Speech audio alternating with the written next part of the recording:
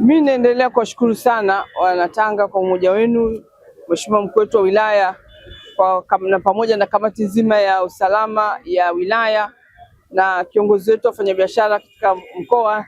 Aliweza kuwahi kuja hapa katika eneo hili mapema kabisa hiyo siku ya tarehe 14 saa 2 usiku, wakati moto umeshika katika moja ya maduka hapa katika soko letu hili la Ngamiani.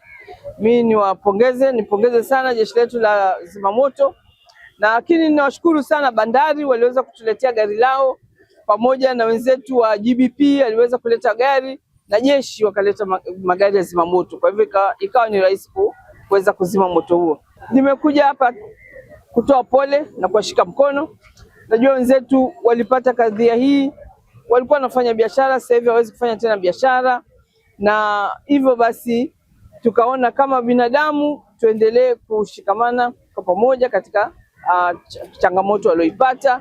Kwa hivyo kama mkoa sisi tumesema kwamba tutawashika mkono kwa kila mmoja katika vibanda hivi 12, tutatoa milioni 1 kwa kila kibanda, kwa maana hiyo milioni 12, lakini na zile familia ambazo ni familia 2 basi na wenyewe tutawapa milioni 1 kwa ajili ya kuweza kuwasaidia waweze kuanza upya kutokana na changamoto ya moto.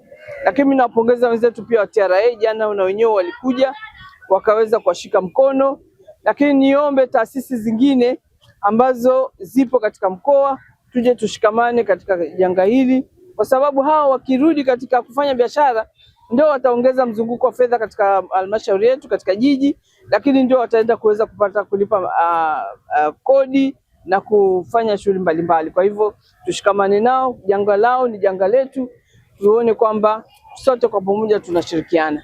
Kiujumla tumshukuru sana mkuu wa mkoa pamoja na mkuu wa wilaya kwa kuwashika mkono wenzetu, na kama alivyosema mkuu wa mkoa wenzetu wengine waje wawashike mkono waliopata janga hili. Kwa ujumla mkoa wetu uko vizuri sana na viongozi ambao wanatujali.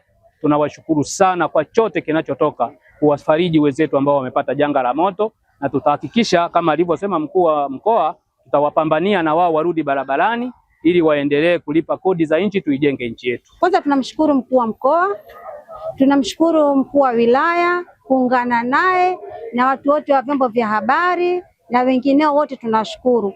Ila kubwa tunaomba mtusaidie kibali, tunaomba mtusaidie ujenzi, kila kinachotakiwa kwenye ujenzi tunaomba mtusaidie, tuweze kurudisha makazi yetu, tuweze kurudisha biashara hizi na maduka yetu mnaoyaona, maisha mengine yaendelee.